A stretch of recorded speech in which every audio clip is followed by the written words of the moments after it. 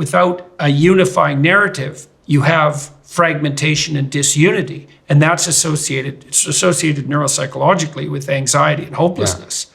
And so, but what's great about the fairy tales is that they actually deal with that exactly. So in one way, what you could say is that the basic story structure, Campbell had this whole hero's journey, which is powerful, and I think he captures something real. But you can reduce the story to basic one move, right? Like down and up. Basically, problem and then dealing with the problem, right? Situation, problem, or question, and then dealing with the question. And that can help us understand why it's related to object perception, because that's what it is, right? You don't do it consciously, but you're constantly kind of asking what's important, what's relevant.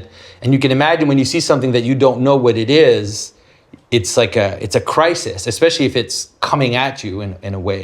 You have to answer that question, and it's a life or death. It can be a life or death situation. You end up in a place where you don't know what's happening, you don't know what's coming towards you, and you have to answer that. And I think the story the basic story pattern captured that, and the fairy tales, most of them, they capture that very much. Because, for example, Snow White, which we're telling now, it has that story. So Snow White, things happen to her. She ends up, something changes, and then she ends up in the forest, with these little monsters, with dwarf men. That's right. Yeah, that's the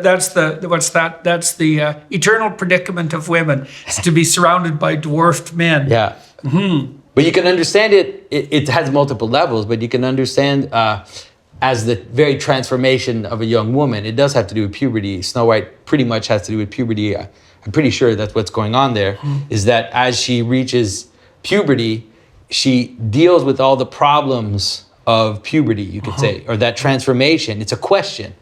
What the hell is happening to me?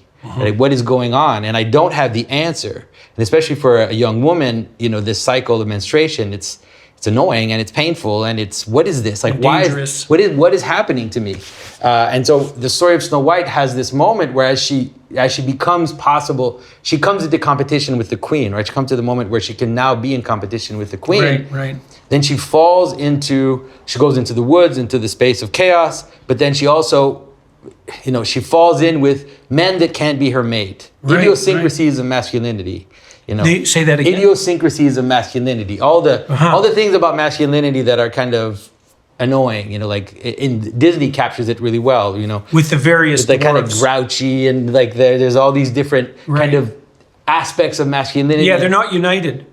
Exactly. Yeah, so those are, you can think about each of those dwarfs as the embodiment of a fragmentary narrative. Exactly, right? a fragmentary, a micro narrative that isn't the print. If you could mix all the dwarfs together and extract out the best, you'd have a prince. Exactly. That's right. That's the right way to see it. And then Snow White gets caught in that world, and then she has to learn, especially for a traditional worldview, she has to learn the job of a woman, right? She has to learn to clean and to cook and to do that. And it's like, what is this for? Like, she gets all the problems. And that's in the service to those dwarves, too, weirdly enough. That's also the plaint of modern women, too, is that I'm doing all this cooking and cleaning for nothing but dwarves. That's right, exactly. And so then, obviously that all leads to her dying, you could say, or falling asleep. There are many iterations of her falling asleep in the story. They're all related, right? She falls asleep and then she's woken up by dwarves, which is like, right. That's not going to do it. Why wake up at all? That's not going to do it. And then, work and learn to clean and do all that stuff and kind of live in the forest. And then ultimately that leads to her second falling asleep and then being woken up by the right mate. And so the solution, then she finds the reason for all of this. So what's the reason for this cycle of transformation? What's the reason for all these changes in her body, in her life, as she's kind of in that transition, and then finding her mate, basically finding her husband, finding her prince, that answers the question.